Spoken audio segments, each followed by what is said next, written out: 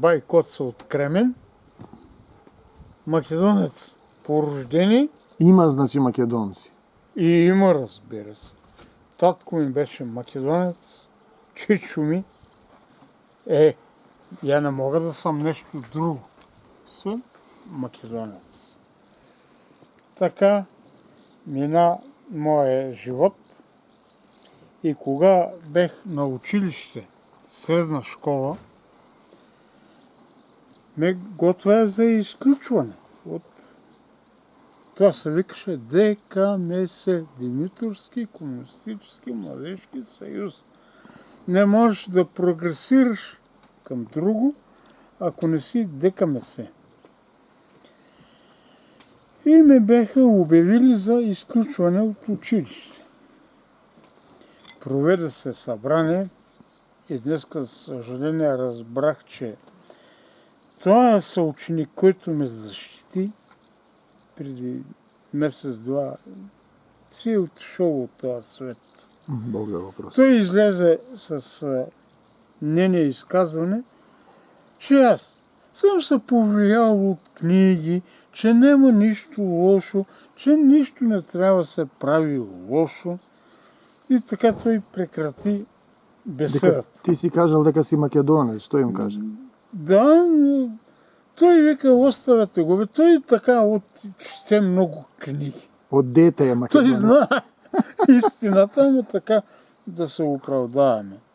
Но, да. Какво наблюдавам последно време? Аз бех голем симпатизант на президента Радев. 2 пъти съм давал своя глас за Радев. Но що станува с Радев в последно време? Той не видя се, че не може да оправи икономиката на държавата и като не може го удари на национализъм.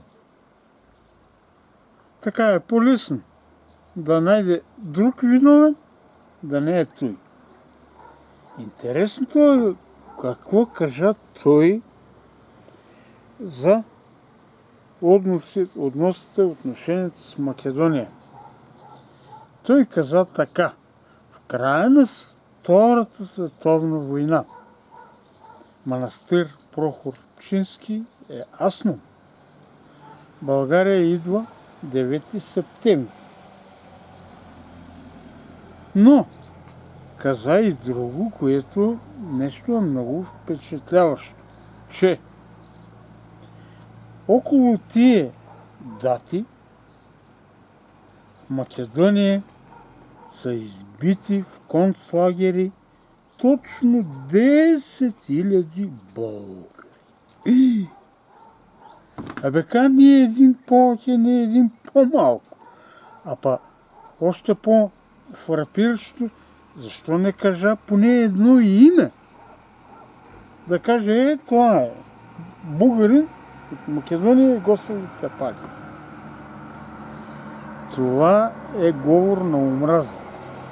Това е буквална лъжа. Но българите му веруват и викат, ето, гледайте, македонците ги тепали. трепят българи. От тогава Радев ми е противен.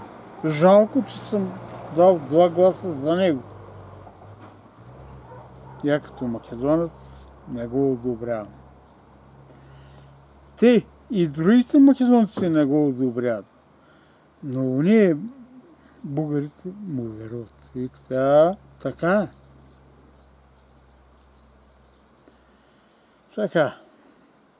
В историята стават и такива работи. Викаше един наш съселянин, обикновен, обичен човек, че 2 криви бутат един прав. И се сетявам на неговите думи. 2 криви, кои са? Гръко и бугарин. Македонци я прави, ама го бутат. Това станува най-накрая. Жалко.